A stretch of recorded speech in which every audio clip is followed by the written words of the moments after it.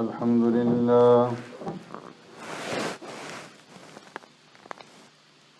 لله نحمده ونستعينه ونستغفره ونؤمن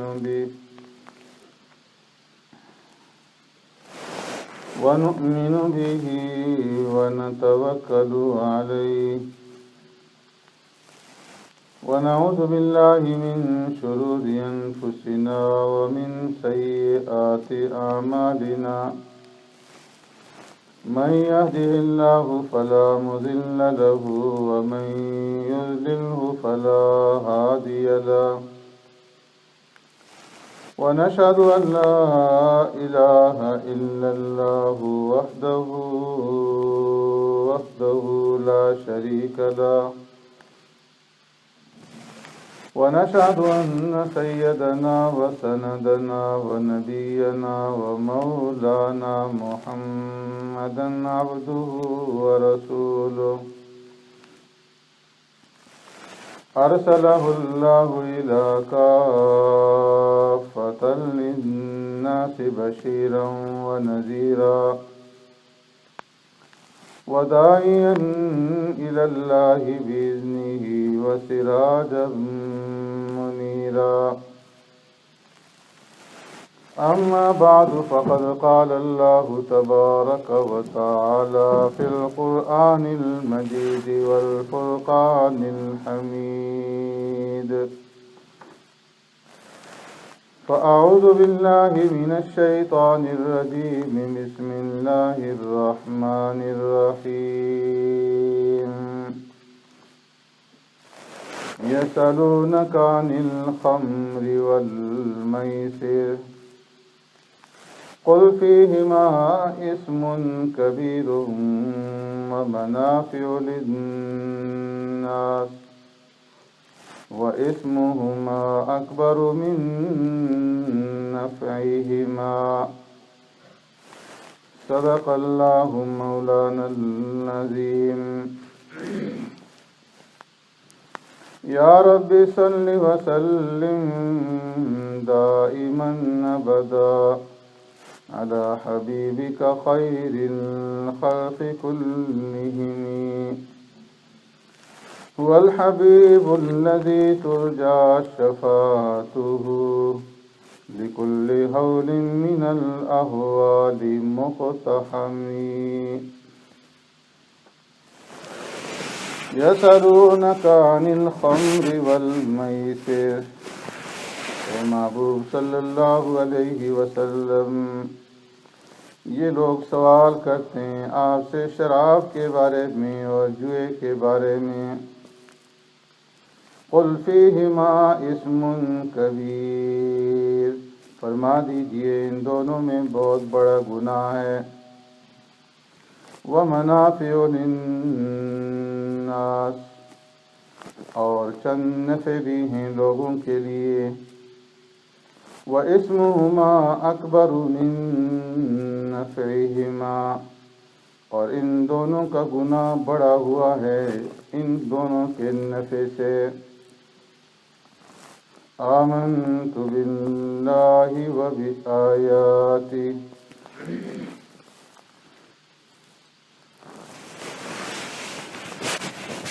حضرات گرامی،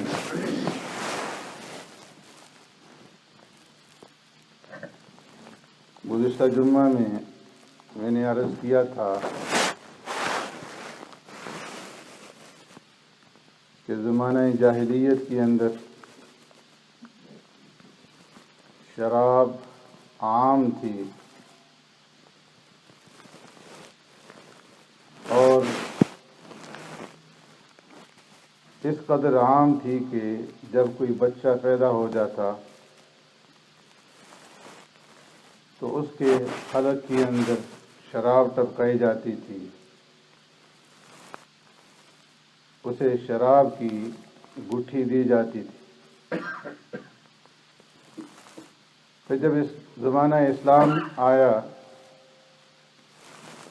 تو شراب رائج رہی، مسلمان بھی پیتے رہے، اور جب اس کی حرمت کا زمانہ آیا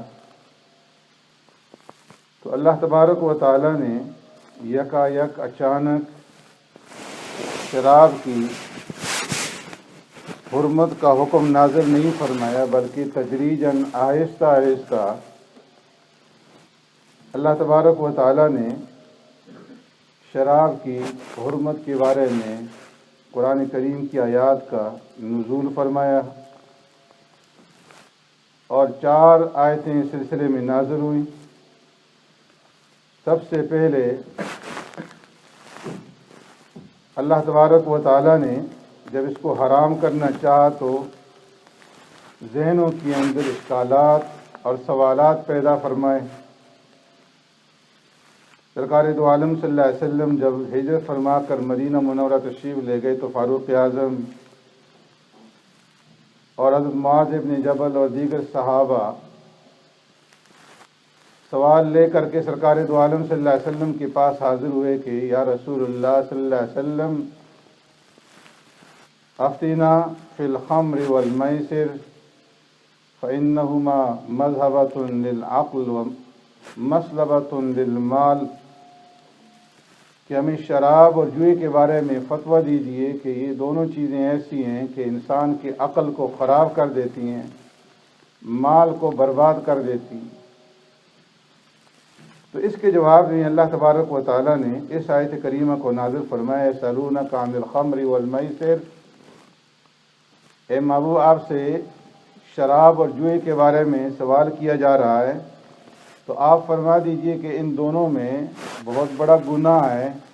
ہاں کچھ نفع بھی ہیں، لیکن نفع کے مقابلے میں گناہ جو ہے وہ بڑا ہوا ہے، زیادہ ہے۔ اس میں اللہ نے شراب کو حرام نہیں قرار دیا، ایک قسم کا مشورہ دے دیا گیا کہ یہ کوئی اچھی چیز نہیں ہے، اور اس مشورے کو مان کر بے شمار صحابہ نے اسی وقت شراب پینا ترک کر دی کہ اس کے اندر اسم کبیر گناہ ہے، کوئی فائدہ نہیں ہے۔ پھر بھی کچھ لوگ پیتے رہے، وہ منافع للناس کو سامنے رکھ کر۔ پھر اللہ نے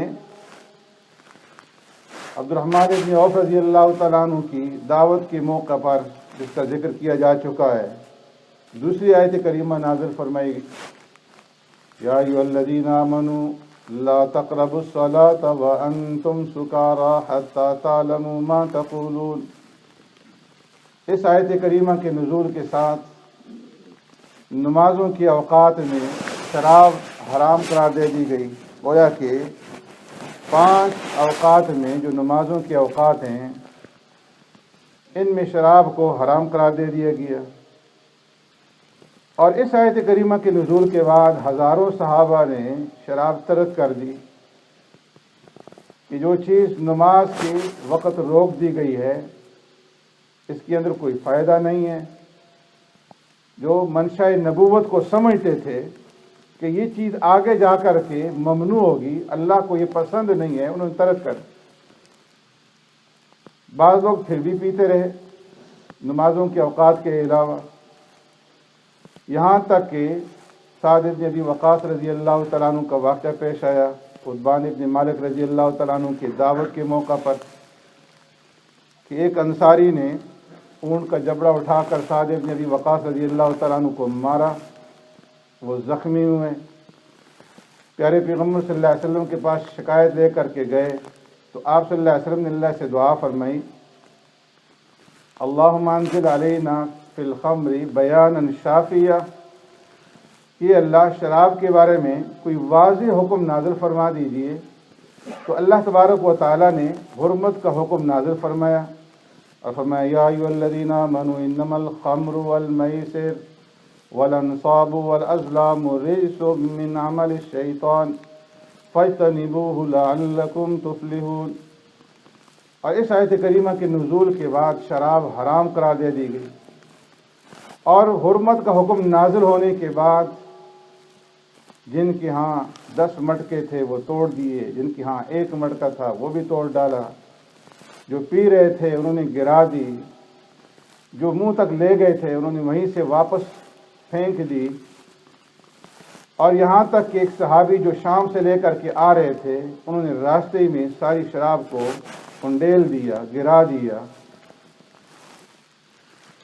اور سرکار دو عالم صلی اللہ علیہ وسلم نے اس آیت کریمہ کے نزول کے بعد، شراب کی حرمت کا حکم نازل ہونے کے بعد، انتہائی سختی کے ساتھ شراب کی حرمت کے بارے میں احکامات بیان فرمائے، یہاں تک کہ وہ برتن جن میں شراب بنائی جاتی تھی، وہ برتن جن میں شراب پی جاتی تھی، ان کے استعمال سے بھی سرکار دو عالم صلی اللہ علیہ وسلم نے روک دیا۔ نہا رسول اللہ صلی اللہ علیہ وسلم عن الدباء والخنتم والنقیر والمزفت، 4 قسم کے برتن تھے، دبا، نقیر اور مزفت اور خنتم۔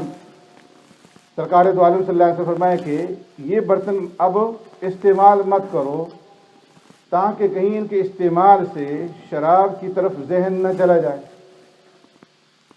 اور آپ صلی اللہ علیہ وسلم نے فرمایا کہ لعن رسول اللہ صلی اللہ علیہ وسلم عن الخمر 10، 10 قسم کے آدمیوں کے اوپر لعنت ہو، اللہ کی، شراب کے اوپر اللہ کی لعنت ہو، اور 10 قسم کے وہ لوگ جو شراب کو استعمال کریں ان کے اوپر اللہ کی لعنت ہو۔ عاصرہا و معتصرہا و شاربہا، شراب نچوڑنے والا، جس کے لیے نچوڑی گئی اس کے اوپر اللہ کی لعنت، شراب پینے والا اس کے اوپر لعنت، وحاملہا والمحمولۃ علیہ، شراب اٹھانے والے کے اوپر لعنت، جس کے لیے اٹھا کر لے جائے گئی اس کے اوپر اللہ کی لعنت ہو، وساقیہا، پلانے والے کے اوپر اللہ کی لعنت ہو۔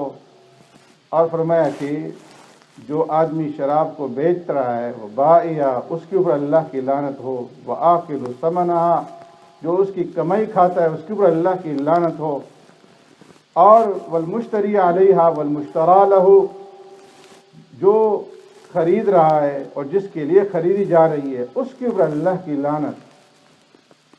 ان 10 قسم کے لوگوں کے اوپر اللہ کے رسول نے لعنت بھیجی، اور فرمایا کہ اللہ تبارک و تعالی نے ان اللہ حرم علیکم الخمر وثمنہا، اللہ نے شراب کو تمہارے اوپر حرام قرار دے دیا ہے، شراب کی آمدن جو ہے اس کی کمائی اس کو بھی حرام قرار دے دیا ہے۔ وحرم المیتۃ وثمنہا وحرم الخنزیر وثمنہ، اللہ تبارک و تعالیٰ نے مردار اور اس کی کمائی کو تمہارے لیے حرام قرار دیا ہے، اور خنزیر اور اس کی کمائی کو تمہارے لیے حرام قرار دی ہے۔ اور فرمایا لا یزنی الزانی وہو مومن، کوئی آدمی جب زنا کرتا ہے مومن نہیں رہتا، چور چوری کرتا ہے چوری کے وقت مومن نہیں رہتا، اور جب کوئی آدمی شراب پیتا ہے شراب کے وقت وہ مومن نہیں رہتا۔ اور فرمایا کہ انما الزنا وشرب الخمر، جو آدمی زنا کاری کرتا ہے اور جو آدمی شراب پیتا ہے، نزع اللہ منہ الایمان، اللہ تبارک و تعالیٰ اس سے ایمان کو اس طرح سے نکال دیتے ہیں، کما یخلع الانسان القمیص، جس طرح کہ ایک انسان اپنی قمیص کو اپنے سر کی طرف سے نکال دیتا ہے، اس طرح شراب پینے والے سے اللہ تبارک و تعالیٰ ایمان نکال دیتے ہیں۔ اور فرمایا کہ جو آدمی شراب پیتا ہے اور پھر اس کی عادت بنا لیتا ہے اور ہمیشہ پیتا رہتا ہے اور توبہ نہیں کرتا، یہاں تک کہ اس کی موت آ جاتی ہے، تو اللہ تبارک و تعالیٰ اس کو آخرت کے اندر پیپ پلائیں گے، اور ایسا انسان جو ہے وہ ایمان سے خالی جائے گا۔ اور فرمایا ما اسکر کثیرہ فقلیلہ حرام، جس چیز کا زیادہ نشہ پیدا کرے، جس مشروب کے اندر نشہ ہو، اس کی تھوڑی مقدار بھی حرام ہے۔ اور فرمایا کل مسکر خمر وکل مسکر حرام، ہر نشے والی چیز اس کا حکم شراب جیسا ہے، اور ہر نشہ حرام ہے، چاہے وہ شراب ہو چاہے وہ کوئی اور نشہ ہو، جو چیز نشہ پیدا کرے وہ حرام ہے۔ اور فرمایا کہ تم اپنے آپ کو شراب سے بچاؤ، فإنها ام الخبائث، یہ تمام خباثتوں کی ماں ہے، فإنها مفتاح كل شر، یہ ساری برائیوں کی، سارے شرور کی جڑ۔ عثمان غنی رضی اللہ تعالیٰ نے فرمایا کہ میں نے سرکار دو عالم صلی اللہ علیہ وسلم سے سنا، آپ نے فرمایا کہ فإنها ام الخبائث، یہ ام الخبائث ہے۔ اور پھر ایک واقعہ بیان فرمایا کہ پہلے زمانے میں ایک نیک انسان عابد تھا جو اللہ کی عبادت کیا کرتا تھا، اس کے اوپر کوئی فاحشہ عورت عاشق ہو گئی، اس نے گناہ کے اندر سے مبتلا کرنا چاہا، اپنی باندی اس کے پاس بھیج کر کے اسے بلایا کہ ہم مسلمان ہونا چاہتے ہیں، کلمہ پڑھنا چاہتے ہیں، اور آ کر کے ہمیں کلمہ پڑھا دو۔ اور جب وہ کلمہ پڑھانے گیا اس کے ساتھ، وہ باندی جب گھر میں لے کر داخل ہوئی، جس دروازے سے داخل ہوتی دروازے کو بند کر دیتی، یہاں تک کہ اس عورت کے پاس اس کو پہنچا دیا، دیکھا کہ اس کے پاس ایک بچہ ہے اور شراب اس کے کا ایک برتن پڑا ہوا ہے۔ وہ کہنے لگی کہ میں نے اس لیے نہیں بلایا کہ ہم شہادہ پڑھیں تم سے، بلکہ اس لیے بلایا ہے کہ یا تو میرے ساتھ بدفعلی کرو، یا اس بچے کو قتل کرو، یا شراب پیو۔ تو اس عابد نے شراب کو ترجیح دی اور کہا کہ میں شراب پی لوں گا، اور جب شراب پی، نشہ چڑھا، تو اس نے اور کا مطالبہ کیا، زیادہ کا مطالبہ کیا، یہاں تک کہ وہ بدفعلی کے گناہ کے اندر مبتلا ہوا اور اس بچے کو بھی ناحق قتل کر دیا۔ تو فرمایا کہ یہ ایسی چیز ہے کہ یہ اور ایمان دونوں آپس میں جمع نہیں ہو سکتے، اس لیے فاجتنبوا الخمر، اپنے آپ کو شراب سے بچا۔ سرکار دو عالم صلی اللہ علیہ وسلم نے شراب کی اس قدر مذمت بیان فرمائی، اور صحابہ کی آپ صلی اللہ علیہ وسلم نے اس طرح سے تربیت فرمائی کہ ان کے دلوں کے اندر شراب کی فرمایا کہ اس قدر نفرت پیدا ہو گئی کہ حضرت علی رضی اللہ تعالیٰ عنہ فرماتے ہیں کہ اگر کسی کنویں کے اندر شراب کا کوئی قطرہ گر جائے اور پھر اس کنویں کے اندر مینارہ بنا لیا جائے تو میں اس مینارے کے اوپر چڑھ کر کے کبھی آذان نہیں دوں۔ اور فرمایا کہ اگر سمندر کے اندر، دریا کے اندر شراب گرا دی جائے اور پھر وہ سمندر خشک ہو جائے اور وہاں پر گھاس پیدا ہو جائے، سبزہ پیدا ہو جائے، تو میں کبھی اپنے جانوروں کو لے جا کر کے اس سبزے کے اوپر نہیں چڑھاؤں جس سمندر کے اندر شراب کا کوئی قطرہ گرا۔ اس قدر نفرت پیدا ہو۔ انس رضی اللہ تعالیٰ عنہ فرماتے ہیں کہ مدینہ منورہ کے اندر کہیں بھی شراب کا وجود نہیں تھا، اور نہ ہی مدینہ کے اندر کہیں شراب بنائی جاتی تھی، اور نہ ہی مدینہ منورہ کے اندر وہ انگور پائے جاتے تھے جن سے شراب بنتی تھی۔ یہاں تک کہ ہم لوگ یہ سنا کرتے تھے کہ عجم کے اندر کہیں شراب ملتی ہے، وہ لوگ کہ جن کی گٹھی میں شراب پڑی رہتی تھی، اور شراب ان کا ایک بہترین مشروب تھا، ان کو شراب سے اس قدر نفرت پیدا ہو گئی۔ تو میں یہ کس وجہ سے پیدا ہوئی کہ سرکار دو عالم صلی اللہ علیہ وسلم نے ان کے دلوں کے اوپر محنت فرمائی۔ اللہ کا جو خوف انسان کے دل کے اندر پیدا ہوتا ہے تو اس خوف سے انسان گناہوں سے بچتا ہے۔ جب تک اللہ کا خوف دل کے اندر پیدا نہیں ہوگا، تقوی دل کے اندر پیدا نہیں ہوگا، انسان گناہ سے نہیں بچ سکتا۔ اس لیے فرمایا کہ سرکار دو عالم صلی اللہ علیہ وسلم نے دلوں کے اندر محنت فرمائی اور خوف پیدا کیا، قانون سے نہیں ڈرایا۔ قانون کے ذریعے سے، ہتھیاروں کے ذریعے سے، پولیس کے ذریعے سے، فوج کے ذریعے سے جرائم کے اوپر کنٹرول نہیں پایا جا سکتا۔ فرمایا جرائم پہ کنٹرول پانے کی صرف ایک ہی صورت ہے کہ دلوں کے اندر اللہ کا خوف پیدا کر۔ اس لیے پیارے پیغمبر صلی اللہ علیہ وسلم سے جب صحابہ نے پوچھا مل اسم یا رسول اللہ، اے اللہ کے رسول صلی اللہ علیہ وسلم گناہ کس چیز کا نام ہے، گناہ کس کو کہتے ہیں؟ تو سرکار دو عالم صلی اللہ علیہ وسلم نے ارشاد فرمایا ما خاک فی صدرک وکرہت ان یطلع علیہ الناس۔ تو میں گناہ اس چیز کا نام ہے کہ جب تم اس کو کرو تو تمہارے دل کے اندر کھٹک پیدا ہو کہ یہ کام میں نے کیوں کر دیا۔ لوگوں کا مطلع ہونا، لوگوں کا اس عمل کے اوپر، اس فعل کے اوپر آگاہ ہونا تمہیں اچھا نہ لگے کہ لوگ میرے اس عمل سے واقف ہوں، تو وہ گناہ ہے، اور اس سے اپنے آپ کو بچاؤ۔ سبحانک اللہم وبحمدک نشہد ان لا الہ الا انت وجل وتم واعظم واکبر واللہ یعلم ما تصنعون۔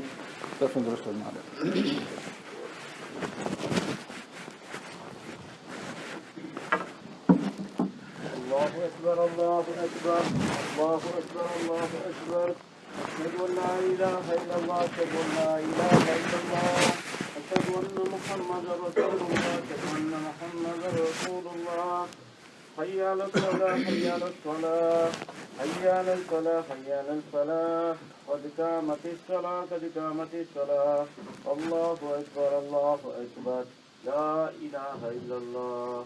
दाएं बाएं देख लें, साथ साथ जुड़ जाएं, सफ़ें सीधी फरमा लें. अल्लाहु अकबर.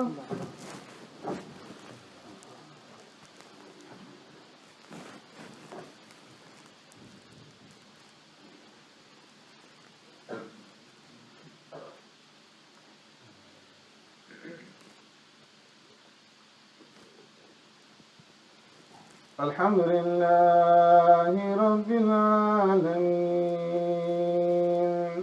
الرحمن الرحيم مالك يوم الدين إياك نعبد وإياك نستعين اهدنا الصراط المستقيم صراط الذين أنعمت عليهم غير المغضوب عليهم ولا الضالين.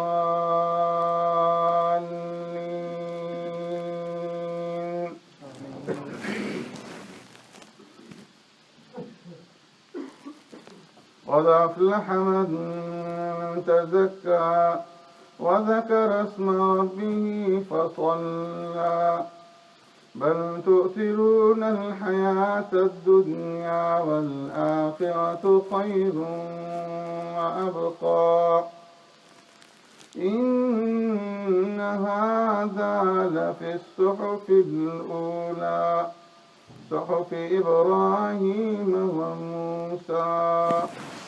الله أكبر.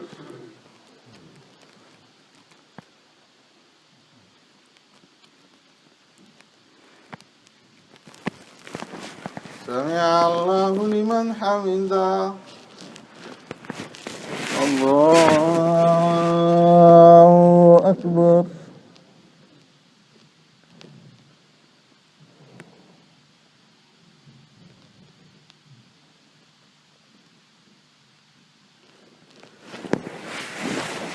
الله أكبر. الله أكبر.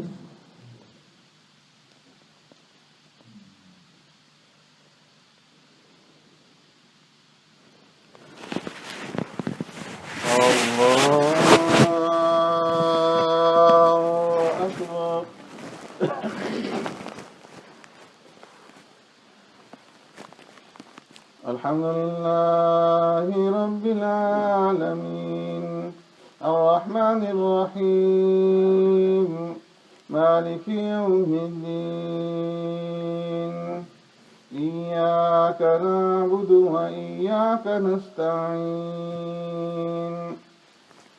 اهدنا الصراط المستقيم صراط الذين أنعمت عليهم غير المغضوب عليهم ولا الضالين.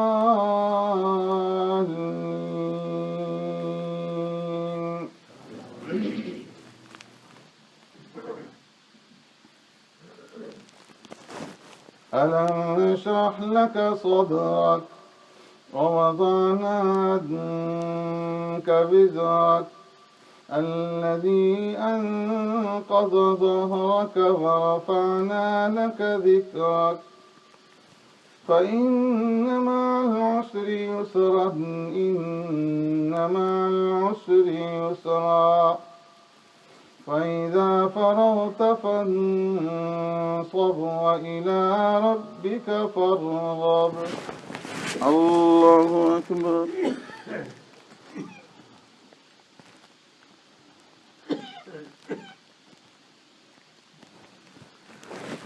سمع الله لمن حمده.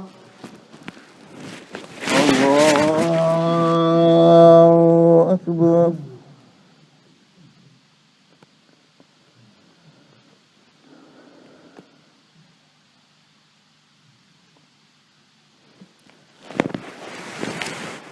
الله أكبر. الله أكبر.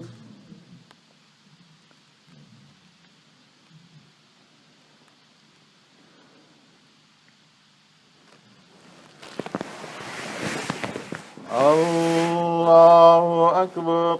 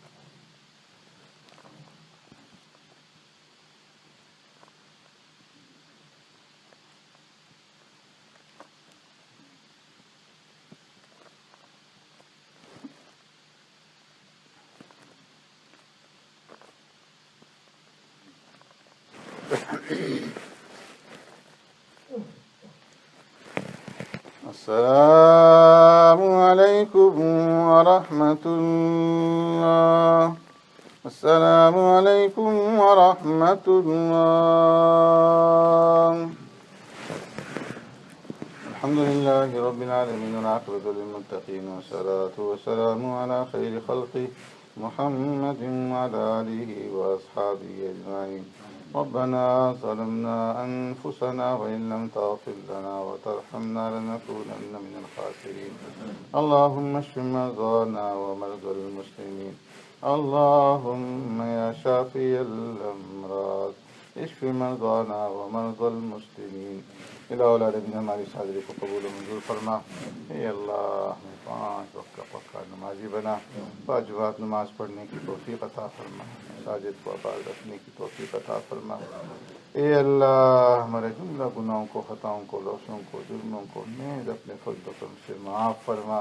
اے اللہ اس سے پہلے ہم سے جتنے بھی گناہ ہوئے، جان بوجھ کر، بھول کر، سرن علانیہ، چھوٹے بڑے تمام گناہوں سے ہم توبہ طائب ہوتے ہیں. ہماری توبہ قبول فرما اور آئندہ کے لیے ہر قسم کے گناہوں سے اللہ تو ہمیں بچائی رکھ. اے اللہ جتنے بیمار ہیں گھروں میں، اسپتالوں میں، سب کو شفاء کاملہ عاجلہ نافع عطا فرما.